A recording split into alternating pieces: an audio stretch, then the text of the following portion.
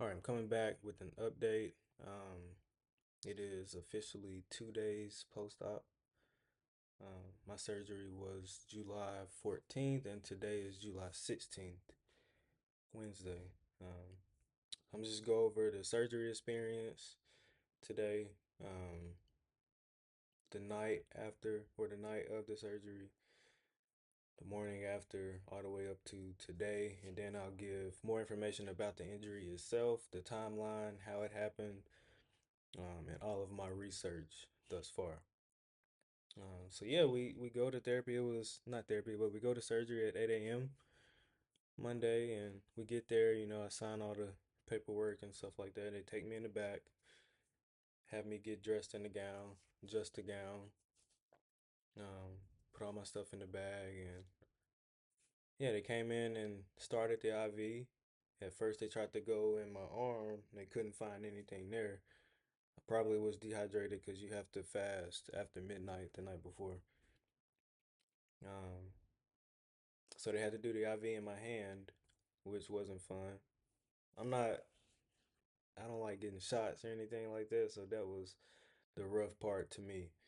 Um, but then, like an hour passes by. He was doing Tommy John surgery on somebody else that ran a little bit longer than expected. So I want to say they came in and got me around 10:30, took me back to the operation room. But before they took me to the OR room, they did do the anesthesia. So I don't remember anything after like getting the IV and talking to the doctor and him marking on my hand where the scar would be. And we also talked about the nerve block.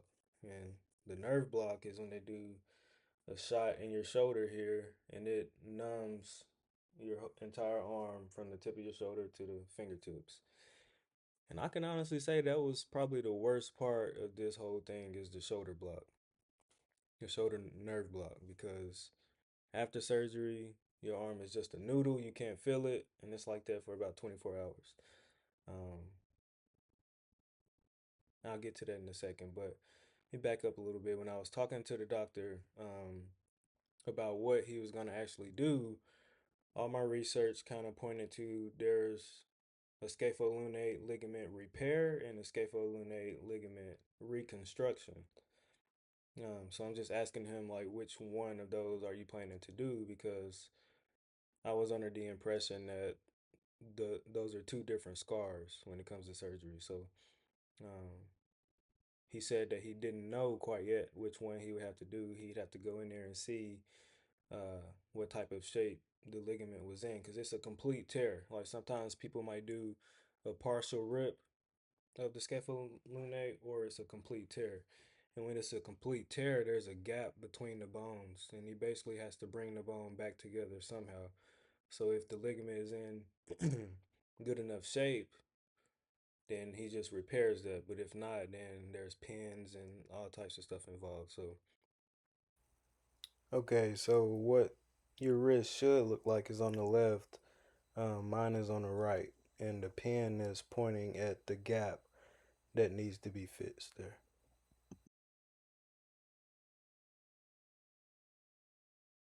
He didn't know, but I think he marked about here, all the way down to about there. That's how big the scar is. Um, so yeah, I was knocked out from that point. I wake up, my wife was there. I noticed that I can't feel my arm. I'm still loopy from the anesthesia.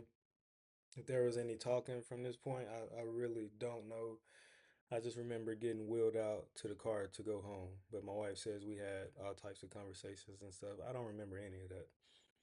Um, so I get home. They put you in a sling because, again, with the nerve block in your shoulder, you have no feeling in your arm whatsoever. So if you don't have a sling, it just dangles. Like there's nothing you can do about it. Get home, try to get situated in the bed, find a spot to lay down. Um, and yeah, the way I had to lay was with the sling tightened up, of course, so my arm was just rest on my chest as I'm laying down because, yeah, That's a feeling I don't think I've ever had. So, uh, but my wife was telling me that they had to do multiple pins in the hand. It was a reconstruction. So I'm in this plant for 2 weeks. I'll go back on the 29th for them to check the dressing and the bandages, and then put me in a cast. And I'll be in a cast until I'm able to get the pins out, which is 6 to 8 weeks. And to remove the pins is another surgery. It's a small surgery. They don't put you to sleep or anything, but they do two micro incisions and just take those out and sew you back up. And it's supposedly not a big deal. Excuse me. But yes, it was difficult to get comfortable that first night. I still had an appetite and all of those things. I think at this point I'm still taking the shoulder block for granted because, I'm trying to eat and trying to do all the things, and it's just this dead weight that I'm having to pull. Um, I'm a very hands-on type of guy, so it's hard for me not to be able to use both, but I dealt with it. Specifically want to talk about the night and sleeping, going into the night. Um, I'm a wild sleeper, as my wife says, and I know this too, but I did a lot of tossing and turning, just trying to find a good position to be comfortable in and lay down. Um, I guess I finally was able to get comfortable, and then around 4 a.m. is when the nerve block started to wear off, and oh my gosh. Um, when I tell you I could feel everything, when the shoulder block wore off, I felt the incision, the stitches, whatever they did to the muscles in the hand, the bones, I felt all of it. So yeah, it was then time for me to go ahead and take the oxycodone. So they prescribed me oxycodone, um, supposedly a pretty high dosage. So I took that at 4 a.m. and then it took about an hour or so for me to feel the effects of that. But it's a lot of groaning going on because that was some real pain. It was almost a throb. It was like a continuous throb that I would say that pain level was 10 out of 10. After the meds kick in, then it became about a 5. I think my body had to get used to the meds though, because now when I take the meds, I feel a lot better. It's not as painful. The pain's still there, don't get me wrong. Swollen too. Um, but yeah, when that shoulder block wore off, that pain kicked in immediately. So if you're having this surgery, you definitely want to make sure to take heed. As soon as you start feeling that pain, go ahead and take those meds because something you don't want to deal with. All right, so let's get into how the injury happened and then a timeline from there. I'll try to give a timeline of when everything happened, the days I went to the doctor, all of that type of stuff. So, as I said prior, I have a torn scapholunate ligament, which keeps it's like bones right here. It keeps these two bones together, and it's really like the sole force of doing this with your wrist or going side to side. Major function. Um, so I was playing basketball on May 25th, and it was an impact injury. I thought I was good in the moment, so I tried to keep playing. And uh, so after the injury, I tried to catch the ball to go and shoot, and my wrist just kind of gave out. Like I dropped the ball, and I was like, okay, I'm done, guys. Thought I was good, but I guess I'm done. I heard some pops and clicks that day. Thankfully, I had a wrist brace at home from previous years. This had to be years ago where I needed that.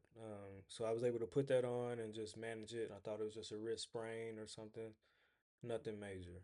I get hurt all the time playing sports. Probably means it's time to hang it up too. But I get injured all the time, so it was no big deal to me. And as days go by, the pain just never really went away. It never did swell.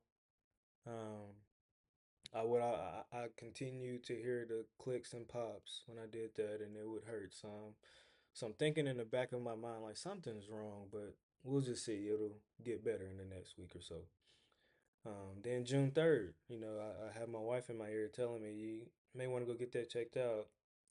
And I'm a guy, I don't really like going to the doctor, but I'm coming to the age of knowing that it's needed and um, I need to put my pride to the side and go to the doctor more. So I go. I'm not gonna say where I went, but when I got there, they did an X-ray, and something kind of tells me that they were kind of blowing me off. It could be that, or they don't have the expertise to deal with what I was dealing with. But I get there, they do an X-ray. They said they didn't see anything.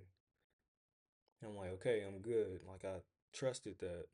Um, so I went on about my business, and then still thinking something is wrong. Like there has to be something wrong. But I keep going. I wear my brace. I actually got a different brace that day that fit a little bit more tight, um, which didn't really help much at all, if I'm being honest. The wrist brace wasn't that much of a help.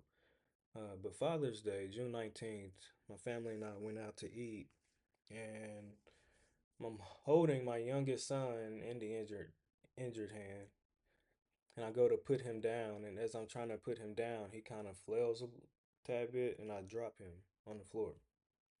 Um, and that was hard to deal with. I dropped my son on Father's Day, and he didn't cry. He wasn't hurt or anything. He was okay, but just the simple fact that it was beyond my control. My wrist just failed on me.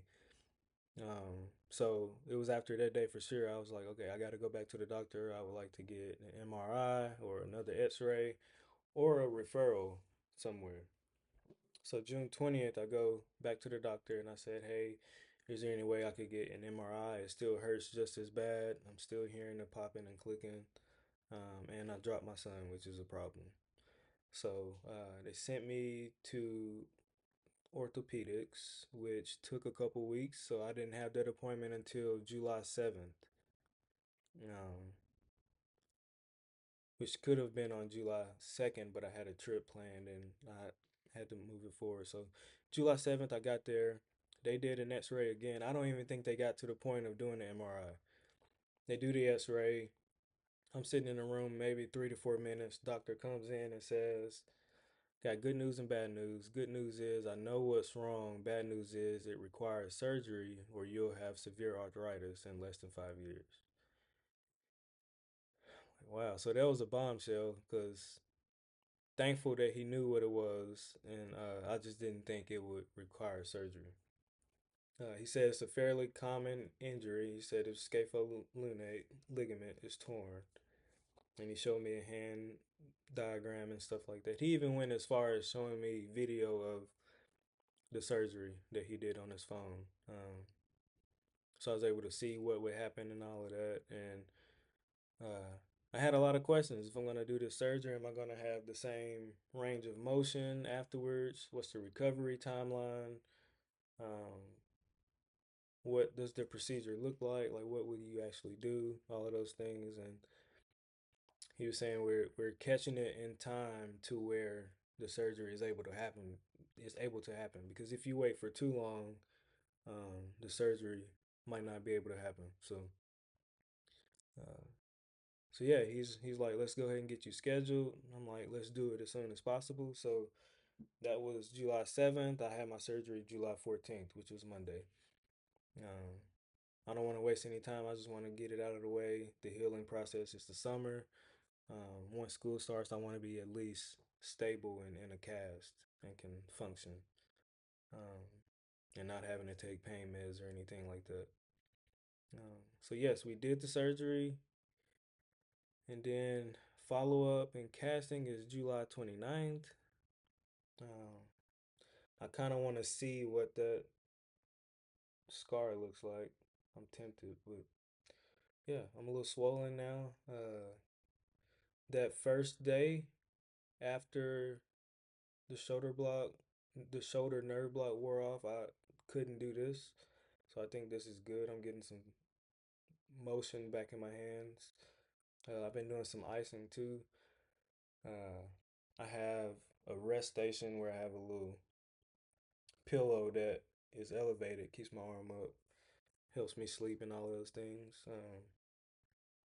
So yeah, if you're going through this injury, it is common. People get through it. There's a lot of professional athletes that have had this injury.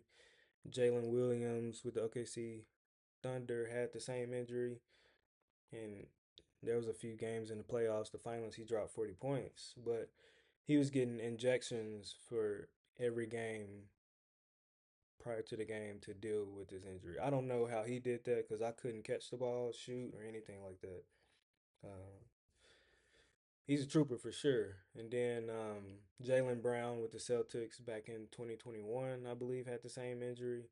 Joe Burrow with the Bengals in the NFL had the same injury. His was season ending because he went ahead and did the surgery.